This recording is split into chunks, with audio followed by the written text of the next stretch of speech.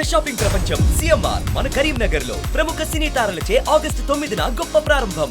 నమస్తే అస్తు భగవన్ విశ్వేశ్వరాయ మహాదేవాయ త్రయంబకాయ త్రిపురాంతకాయ త్రికాగ్నికాలాయ కళాగ్ని రుద్రాయ నీలకంఠాయ మృత్యుంజయాయ సర్వేశ్వరాయ సదాశివాయ శ్రీమన్మహాదేవాయ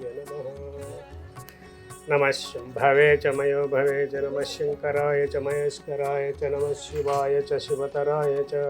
కృతి ఈ విలయం నుండి మనందరినీ కాపాడమని ఈరోజు వారాహి సమేత శ్రీ చాముండేశ్వరి అనుగ్రహ పీఠంలో ప్రముఖ యాంకర్ అండ్ ఎంతో దేశాభిమానం కలిగిన వ్యక్తి, పరోపకారం తెలిసిన వ్యక్తి అయినటువంటి మన రోషన్ రెడ్డి గారు ఈరోజు మన పీఠంలో ప్రత్యేక అభిషేకాలు నిర్వహించడం, అమ్మవారిని వేడుకోవడానికి మేము లోపలికి వెళుతున్నాం.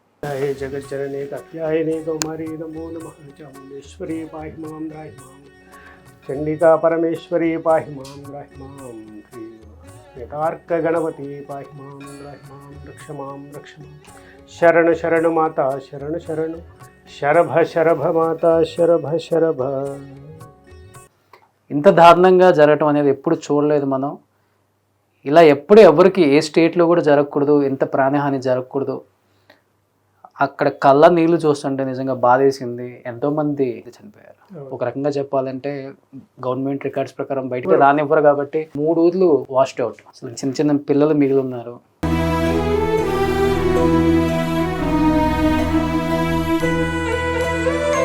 వాళ్ళ పరిస్థితి ఏంటి అర్థం అవ్వట్లేదు.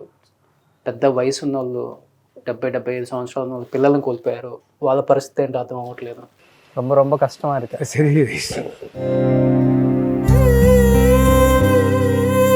నిజంగా చాలా బాధ అనిపించింది.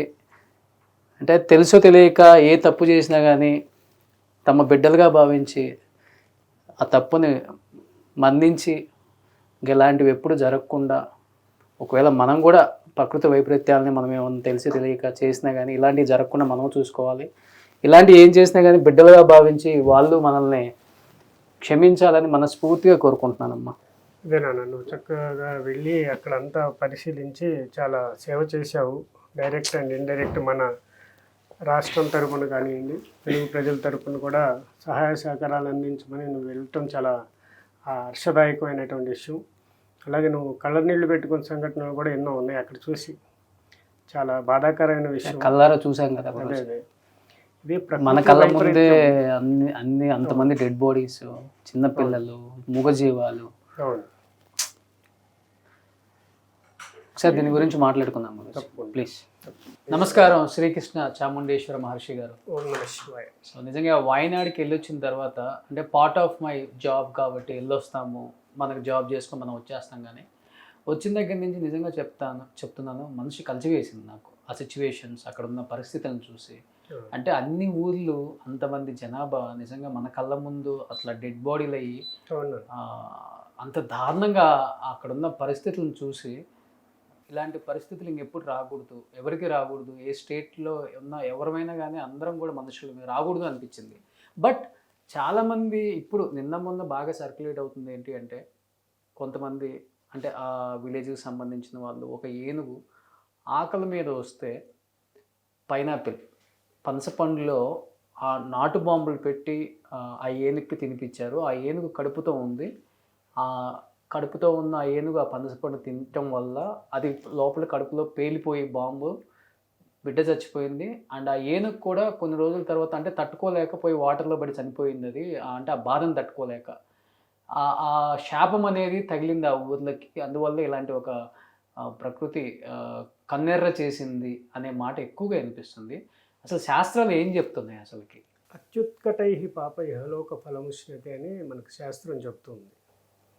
అంటే విపరీతమైనటువంటి దోష పాపాలు ఏదైతే కర్మలు చేస్తామో అది ఈ జన్మలో మనం అనుభవించి ఆ కర్మలు మళ్ళీ మనకు తీరాల్సిందే అని చెప్పబడుతుంది. అయితే ఇక్కడ ఈ సందర్భంగా మనం గమనించినట్లయితే ప్రకృతి వైపరీత్యాల్లో ఇదొక భాగం. వైపరీత్యాలు, ప్రళయాల్లో ఇదొక భాగంగా మనం తమిళనాడులో ప్రారంభమైంది అనుకోవచ్చు. అలాగే మనకి హిమాలయాల్లో కూడా ప్రస్తుతం ఉత్తరాఖండ్లో కూడా జరుగుతూనే ఉన్నాయి వరద బీభత్సాలు. ఇవి ఎక్కువ శాతం ప్రతి సంవత్సరం లేకపోతే 2 సంవత్సరాలకి 4 సంవత్సరాలకి కేరళలో జరుగుతూ వస్తూనే ఉంటుంది. అక్కడక్కడ కూడా ఈ ల్యాండ్ స్లైడింగ్ అనేది జరుగుతూ ఉంటాయి. అయితే ఇక్కడ అదే అక్కడే ఎందుకు జరగాలి అనే దాని మీద మనం చూసినట్లయితే గతంలో జరిగిన ఏనుగు యొక్క హింస, ఆ నోట్లో బాంబు పెట్టడం, పైనాపిల్ నోట్లో పెట్టడం, అది కొరకగానే బాంబు తెలిగి నోరంతా అయిపోవటం, అది ఏం చేయాలో తెలియని పరిస్థితుల్లో తన గురించి ఆలోచించకుండా తన కడుపులో ఉన్న బిడ్డ గురించి అలాగే స్తంభనైపోయి అలాగే దగ్గరలో ఉన్న నీటిలోకి వెళ్ళి దాన్ని స్వాలంబన చేయడానికి ప్రయత్నం చేయటం అంత చేసింది. కానీ అక్కడ ఆ యొక్క డ్యామేజ్ అనేది అది మనం తిరిగి రాని విధంగా ప్రజలందరూ చూస్తుండగా అది చనిపోవటం అనేది బాధాకరమైన విషయంగా జరిగింది. అది గర్భవతి అయి ఉండటం, లోపల బిడ్డ కూడా చనిపోవటం అనేది చాలా వైరల్ అయింది ఆ వీడియో, చాలా బాగా. అది అందరి దృష్టిలో శాపంగా మారింది. ఇప్పుడు అందరూ దాన్ని శాపంగా పరిగణిస్తారు. అంటే ఆ యొక్క బాధని అందరూ ఆ ఒక్క ఏనుగు పెట్టడమే కాదు అక్కడ శాపం, ప్రతి ఒక్కళ్ళు కూడా అక్కడ శాపానికి గురవుతారనేది అక్కడ మనం ఏ విధంగా చూడండి. మనకు తెలిసింది ఇది ఒకటి. అవును, ఇదే కాకుండా ఇంకా అక్కడ స్మగ్లింగ్ ఎక్కువ జరిగే అవకాశాలు ఎక్కువ ఉంటాయి. వైనాడు చుట్టూరు. అంటే ఇది వచ్చేసి మల్లపురంలో జరిగింది. ఎక్కడైనా కేరళ స్టేట్, కేరళ చుట్టుపక్కల గ్రామాలే, దగ్గర ఊర్లు అనుకోవచ్చు, విలేజెస్ అనుకోవచ్చు.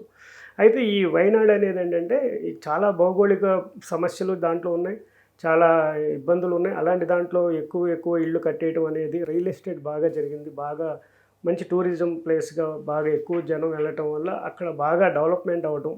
అలాగే అక్కడ దొంగ వ్యాపారాలు, అంటే దాదాపుగా చర్మాలు, ఏనుగు దంతాలు, పాము చర్మాలు. ఇంకో విషయం ఏంటంటే ఈ పాములు మామూలు పాములు కాదు, మహానాగులు అనమాట, కింగ్ కోబ్రాస్. ఈ కింగ్ కోబ్రాస్ని కూడా వాళ్ళు అక్కడ చంపడం అనేది ఎక్కువ మనం గమనించినట్లయితే, నాకు తెలిసిన సమాచారం వరకు ఈ సర్పాలను చంపటం అనేది ఆ ఏరియాలో ఇలాంటివన్నీ కూడా ఒక వేదకి గురైందని చెప్పుకోవచ్చు. అక్కడ ఉన్న స్థలం ప్రకారం కానీ ఏదన్నా అక్కడ ఉన్న ఎన్విరాన్మెంట్ ప్రకారం కానీ. దీంతో పాటుగా గోహింస, గోమాంసం, ఆ యొక్క మాంసాన్ని భక్షణ అండ్ ఇంపోర్ట్స్ ఇవి ఆ ప్రదేశంలో అంటే కేరళలో ఎక్కువ జరుగుతుందనిగా మనకు వినికిడి అవుతుంది. అంటే మన హైదరాబాద్లో లేదా అంటే ఉంది ఇక్కడ కూడా, కానీ అక్కడ ఇంకా తీవ్ర రూపం దాల్చింది. ఎక్కడ ప్రళయం వస్తుందో అక్కడ తీవ్ర రూపం దాల్చిందని భావించాలి మనం. ఓకే, కాబట్టి ఇక్కడ తీవ్ర రూపం దాల్చింది అనడానికి నిదర్శనమే నిన్న జరిగినటువంటి ఈ ప్రళయంగా మనం చేసుకోవచ్చు. అయితే అక్కడ జరుగుతున్న దాంట్లో మనం ఇంకా రియల్ ఎస్టేట్, అంటే ఎక్కువ రోడ్లు, కొండల మీద మైనింగ్ అని, ఇల్లు కట్టడం అనేది, రోడ్లు వేయటం అనేది, ఎక్కడ పడితే అక్కడ తవ్వేయటం. ఎందుకంటే అది మట్టితో ఉన్నటువంటి కొండలు కదా. అవి సైన్స్ ఏం చెప్తుంది, మనం ఏం చెబుతాం, ఇది ప్రళయం, నాశనం అంటున్నాం. సైన్స్ ఏం చెబుతుంది, భూమిలో ఉన్నటువంటి అంతర్గత పొలల్లో ఉన్నటువంటి గ్యాపుల వల్ల అది బయటికి కిందకి దిగటం వల్ల కుంగి ఆ కొండలు చర్యలు కదలటం అనేది జరుగుతుంది. ల్యాండ్ స్లైడింగ్ అంటే ఆ కొండ చర్యలు కదులుతూ ముందుకు వెళ్ళిపోవటం అనేది జరుగుతుంది. సో ఇక్కడ ఈ విధమైనటువంటి హింసాత్మకమైనటువంటి ప్రేరణ జరగడం వల్ల ప్రకృతి కూడా కోపిస్తుంది అని మనం ఎప్పటి నుంచో కూడా చెప్తూనే ఉన్నాం. ప్రకృతిని, పంచభూతాలని మనం సంరక్షించుకోవాలి. దాంట్లో ఒక భూమి ముఖ్యంగా మనం భూమి దాని మీద నిలబడి ఉన్నందుకు దాని కృతజ్ఞతాపూర్వకంగా మనం ఎక్కడ ఉండట్లేదు. అంతకుముందు కేరళ ఎలా ఉండేది, మనం అయ్యప్ప స్వామి దగ్గరికి వెళ్ళేటప్పుడు చుట్టూ కొండలో చెట్లలోంచి వెళ్ళేవాడు, అంత గుబురుగా ఉండేది, అంత పచ్చదనం, ఆ వాసన అంతా బాగుండేది. ఇప్పుడు అంతా కూడా మారిపోయింది. అక్కడ కూడా చాలా హీట్ పెరిగిపోయింది. అలాగే బెంగళూరు చూసినట్టయితే, కర్ణాటక చూసినట్టయితే, కర్ణాటకలో కూడా ఎంతో చల్లదనం ఉండేది, అక్కడ కూడా హీట్ పెరిగిపోయింది. ఇలా ప్రతి చోట మనం ఆక్రమించుకుంటూ ప్రకృతిని పంపించేస్తున్నప్పుడు ప్రకృతి అక్కడ ప్రళయం రాక ఇంకేం వస్తుంది. అంటే దేనితైనా కానీ మనం ఆడుకోవచ్చు, కానీ నేచర్తో ఆడుకోకూడదు. అర్థమైపోయింది ఇది చూసిన తర్వాత. అవును, అలాగే పంచభూతాలతో మనం చాలా జాగ్రత్తగా కృతజ్ఞతగా ఎప్పుడైతే ఉంటామో అవి మనల్ని సంరక్షిస్తాయి. అలాగే ఏనుగుని నువ్వు ఇబ్బంది పెట్టావు, అదేవిధంగా అదే ఏనుగులు కొద్దిగా వాటి ఆహారం కోసం, ఎక్కడ అడవిలో ఆహారం లేనప్పుడు అన్నీ కొట్టేస్తున్నప్పుడు పొలాల మీదకి వస్తాయి. వాటికి ఏదో పెట్టి పంపించడం అనేది, వాటిని పనిష్మెంట్ చేయటం అనేది సబబైన విషయం కాదు. అదేవిధంగా ఒక ఏనుగు ఒక తల్లిని కూతుర్ని కాపాడిన సంగతి కూడా మనం యూట్యూబ్లో చూసాం. అదేవిధంగా వాటికి కూడా విచక్షణ ఉంది, చాలా సౌమ్యవంతమైనవి. అవి మనకి దైవత్వంతో మనం చూస్తుంటాం ఏనుగుని. ఎప్పుడు కూడా మనం ఎలిఫెంట్ని ఒక జంతువుగా మనం చూడం. దైవం లక్ష్మీదేవి అమ్మవారి పక్కనే ఉంటాయి అవి ఐరావతం, మనకి ఏది కావాలంటే అది ఇచ్చే కల్పవల్లి. అవును. అటువంటి ఏనుగుని మనం అంత దారుణంగా చంపటం అనేది, కిరాతకంగా దాన్ని చంపుతూ అనేది మటుకి అది క్షమించడానికి నేరంగానే భావించాలి. ఈ యొక్క ఘోషే ఆ ప్రళయానికి నాంది అనుకోవచ్చు, ప్రస్తావన అనుకోవచ్చు, లేకపోతే ఇది ఒక పార్ట్ అనుకోవచ్చు, ఇది ఒక శాంపిల్ అనుకోవచ్చు. ఇది చిన్నది, ఇది ఎప్పుడు జరిగే దాంట్లో ఒకసారి జరిగింది. ఎక్కువ మంది ప్రాణ నష్టం జరగడం అనేది నిజంగా శోచనీయం. అవును. దీంట్లో చాలామంది అమాయకులు చనిపోవటం కూడా శోచనీయం. చిన్నపిల్లలు, ఎందుకంటే మంచి చెడు అంతా కలిసే ఉంది. అలాగే చిన్నపిల్లలు, పెద్దవాళ్ళు, ముసలివాళ్ళు, ఇప్పుడే పెళ్లి రేపు మాకు పెళ్ళి అయ్యా కావాల్సిన పిల్లలు, లేకపోతే గర్భిణీతో ఉన్న పిల్లలు, ఎంతోమంది దీంట్లో కాలగర్భంలో కలిసిపోయారని చెప్పుకోవాలి ఈరోజు మనం. నేను స్పాట్కి వెళ్ళాను గురూజీ. ఎక్కడైతే ప్రళయం స్టార్ట్ అయిందో దాదాపు 12 కిలోమీటర్స్ అక్కడి వరకు నడుచుకుంటూ వెళ్ళాము. అది నేను చూశాను, మీ వీడియో చూశాను. ఎవ్వరు సాహసం చేయలేకపోయారు, అక్కడ భయపడుతున్నారు. అంటే సెకండ్ స్పాట్ వరకు వెళ్తున్నారు కానీ ఫస్ట్ స్పాట్ వెళ్ళడానికి భయపడుతున్నారు. అయితే నేను వెళ్ళాను.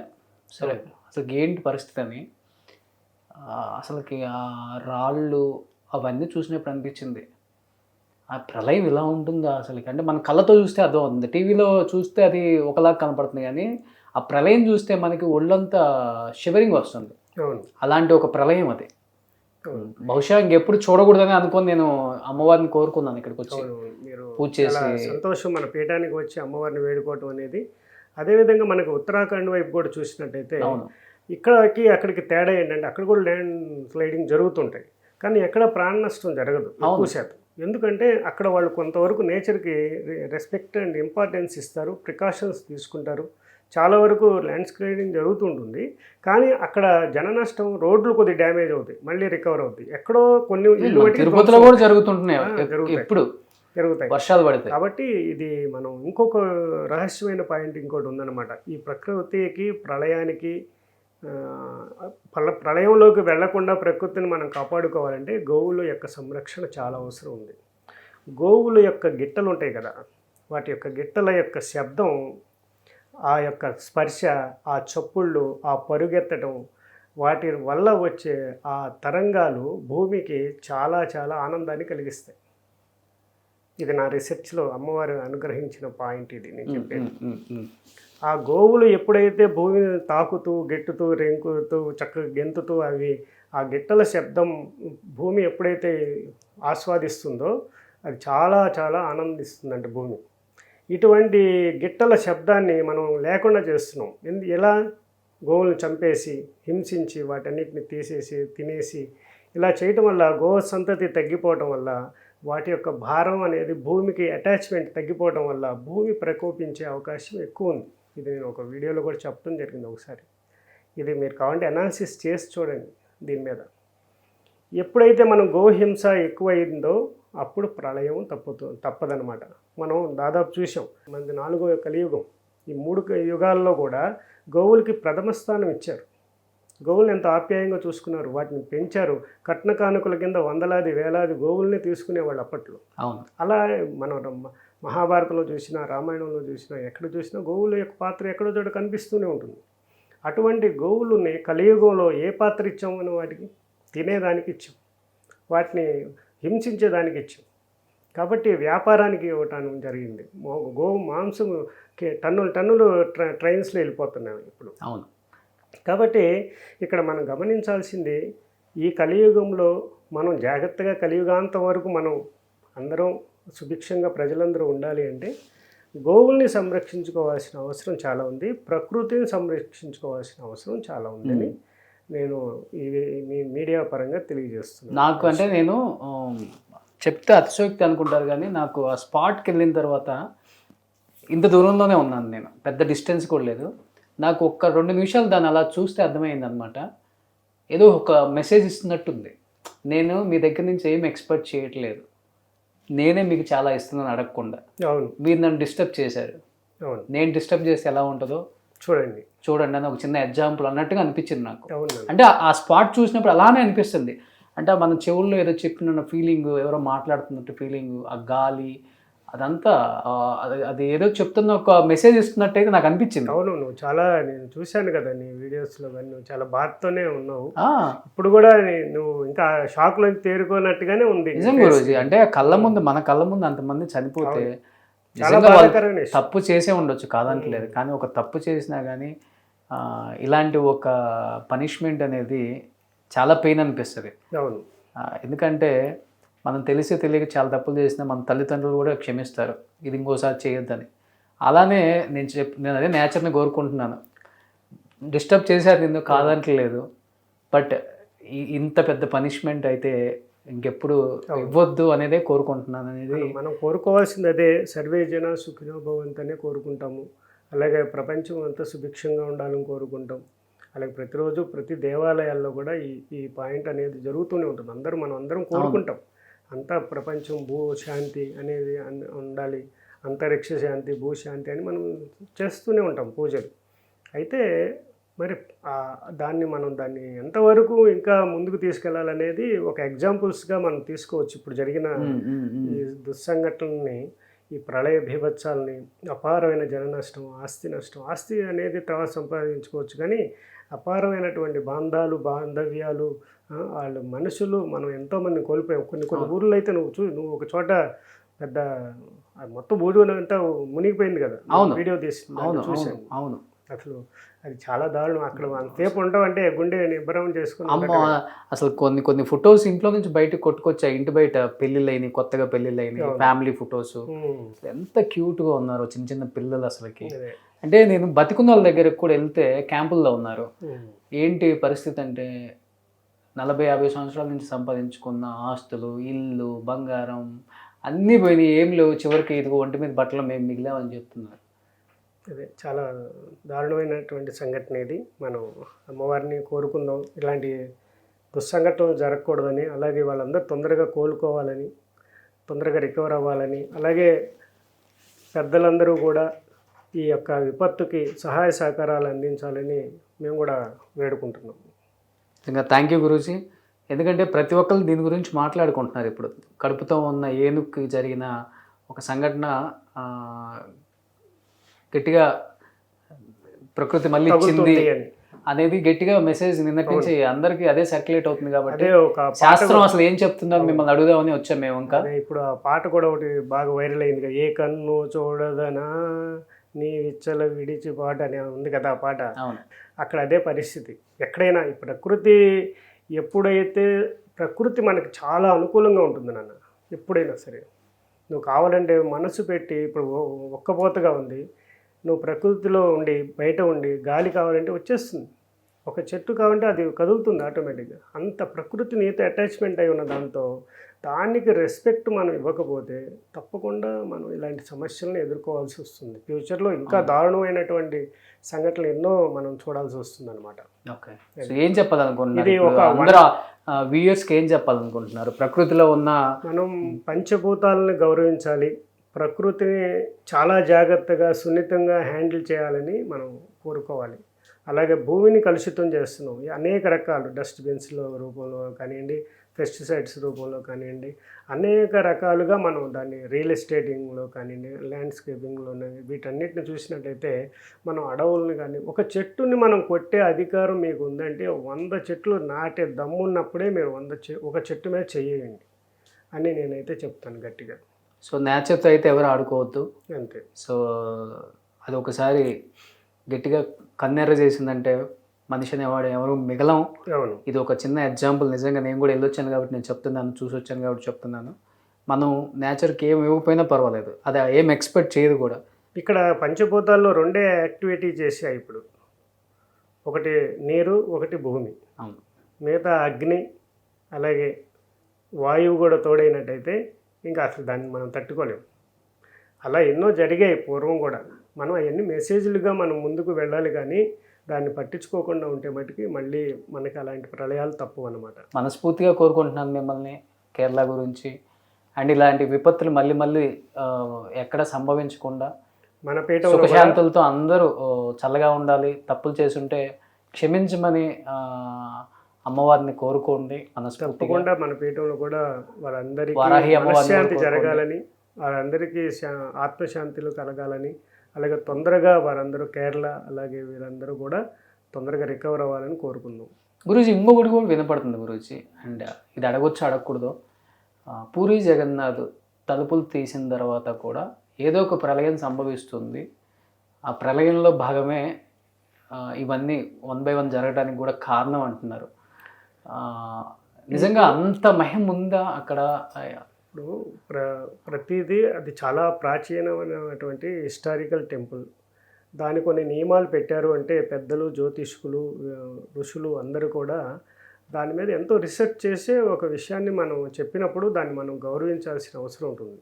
అయితే ఎక్కడో పూరిలో జరిగితే వైనాడులో జరిగింది దానికి దీనికి లింక్ పెట్టడం అనేది అయితే కరెక్ట్ కాదు. కానీ ఒక సంఘటన మన భూమి భారతదేశం అంటే ఒకటే కదా, భారతదేశం అంటే ఒకటే కదా, భారతీయులంతా ఒకటే కదా. కాబట్టి మనం దీన్ని దానికి ముడిపెట్టక్కర్లేదు. కానీ ఏమో ఇంకా ఎలాంటివి జరుగుతాయో కూడా మనం వేసి చూడాల్సిందే. సో దాని ఎఫెక్ట్ అయితే కనపడుతుంది అంటారు. తప్పకుండా ఇప్పుడు మనం ఇది మన యొక్క మానవ తప్పిదమే అని చెప్పుకోవాలి. ఒకటి మాత్రం కోరుకుంటున్నాం గురుజీ, ఇలాంటి మళ్ళీ మళ్ళీ జరగకూడదు. ఎవరైనా అందరం మనుషులమే, తెలిసి తప్పులు చేస్తాం, తెలియకుండా తప్పులు చేస్తాం. తెలిసి తెలియని దానికి ఒకటే శిక్ష అంటే చాలా కష్టం. నేను అక్కడికి వెళ్తే అర్థమైంది. అంటే బాడీలో పార్ట్స్ అంటే ఇప్పుడు భూమి మీద పుట్టాం, చనిపోయేటప్పుడు కూడా ఇలానే పోవాలి దేహం అనే కోరుకుంటాం ఎవరికైనా. కానీ ఎప్పుడు కూడా అలాంటి చావు అయితే రాకూడదనే కోరుకోవాలి ఎవరికైనా. కానీ నిజంగా రాకూడదు. పాపం హెడ్స్ ఒక చోట ఉన్నాయి, కాళ్ళు ఒక చోట ఉన్నాయి, చేతులు ఒక చోట ఉన్నాయి. అసలు బాడీ ఎవరిదో కనుక్కోవడానికి చాలా కష్టంగా ఉంది. చిన్నపిల్లలు అయితే మీరు నమ్మరు గురూజీ, నేను చూశాను కొన్ని హెడ్స్ అయితే ఇటు వెనక్కి తిరిగింది పూర్తిగా. అంటే ఆ కొండ చీరలు ఇంత పెద్దవి కదా, వచ్చి పడితే ఏముంది, మనుషులం కదా గురూజీ, మనం ఎంతో కార్లే రెండు ముక్కలు అయిపోయినాయి కదా, అసలు ఇటు తిరిగిపోయింది. నేను లోపలికి పంపిస్తే వెళ్ళాను, ఒక్కొక్క ఫ్రీజర్లో 5 బాడీస్ పెట్టారు. నేను అన్నాను అదేంటండి బాడీలో ఒక ఫ్రీజర్లో ఒక బాడీ పడుతుంది కదా అంటే మనకు తెలియదు కదా వెళ్ళగానే అక్కడ అసలు ఏంటి పరిస్థితి. ఒకళ్ళది చెయ్యి మాత్రమే ఉందండి, ఒకళ్ళది కాలు మాత్రమే ఉంది, ఒకళ్ళది హెడ్ మాత్రమే ఉంది. ఒక్కొక్క దాంట్లో 5 పెట్టున్నారు బాడీలు. దేవుడా ఇదేంట్రా బాబు, చావు ఇలా అయితే రాకూడదురా అని అనుకుంటాం ఎవరైనా. కానీ మనం ఎప్పుడు చూసి ఉండం బహుశా. అంటే అది మన జాబ్ కాబట్టి మన జాబ్ కోసం అక్కడికి వెళ్ళాం. బట్ అక్కడి నుంచి బయటకు వచ్చిన తర్వాత అది ఒకసారి ఊహించుకుంటే అర్థమవుతుంది ఆ పరిస్థితిని, అక్కడ జరిగిన ఆ సంఘటనని. అక్కడ రెస్క్యూ టీం కానీ, పోలీస్ సిబ్బంది కానీ, వైద్య సిబ్బంది కానీ సెల్యూట్ చెప్పచ్చు. వాళ్ళు 24/7 దీని గురించి పనిచేస్తూ గ్రేట్. Thank you Guruji.